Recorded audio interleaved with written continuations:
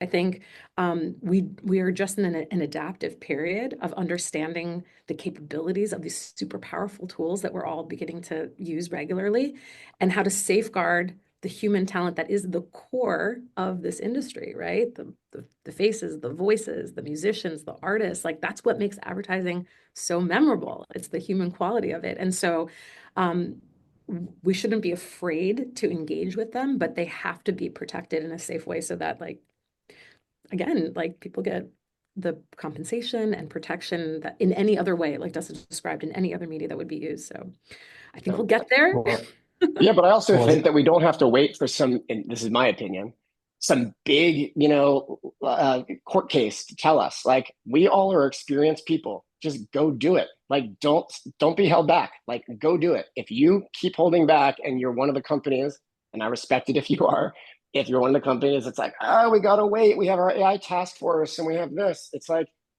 in my opinion, you're being left behind. Like we are doing this with many different brands and many different agencies, and there are solutions to be had right now. And I do want to say one other thing. I'm not going to BS everybody and be like, oh yeah, there's no loss of jobs. There is a difference in our approach, meaning we can do so much more with a smaller team. So what does that mean? When we're going now, if you're reducing shoot days from, something that would have taken 3 days to 1 day, it's less crew.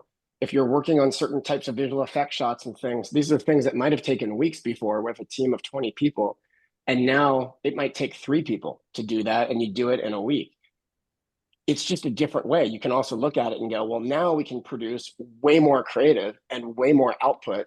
And so now teams of 3 people are now able to do so much more. And I just want to see that's what I'm seeing.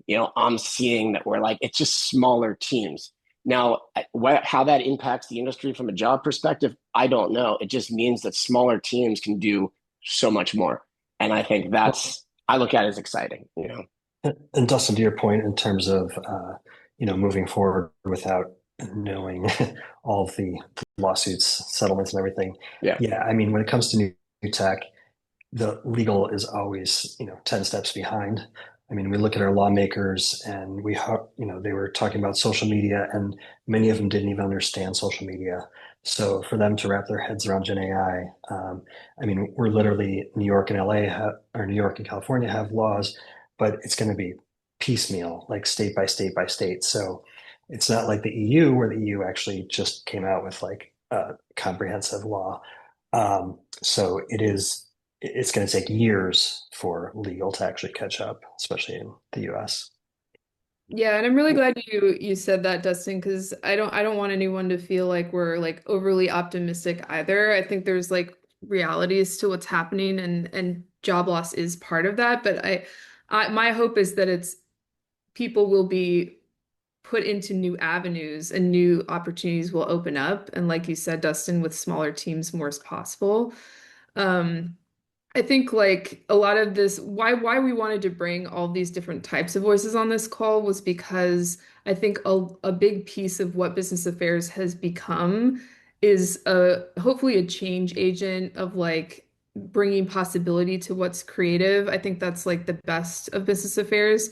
When I started, I do remember there being a sort of feeling of like, oh, well, that's where like ideas go to die. Like, like to put it real bluntly, like it was like the Department of No. But I think that over time I have seen the shift. Like we have to be strategic. We have to think, like put our creative hats on and figure out how we can make this idea come to life.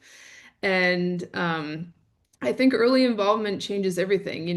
If we're looped in from the start, we can help design the systems that support creativity and create like the creative safety and freedom, like having our own little sandbox for our creatives to play in. And yeah, so I think it's really important that all of us keep a dialogue, Mhm. whatever company that we're working with, to like between all the departments to make sure that we're all like feeling good about it. Because like you said, Scott, like it's all the law is always going to be 10 steps behind. We're in a patchwork country where there's going to be laws in every different state. So it is a confusing time. And But Abby and Scott, I will say that like you're our friends, you know, in both in the creative community and the production community. Like we can't do anything without all of you, you know, like you said, being strategic partners with us.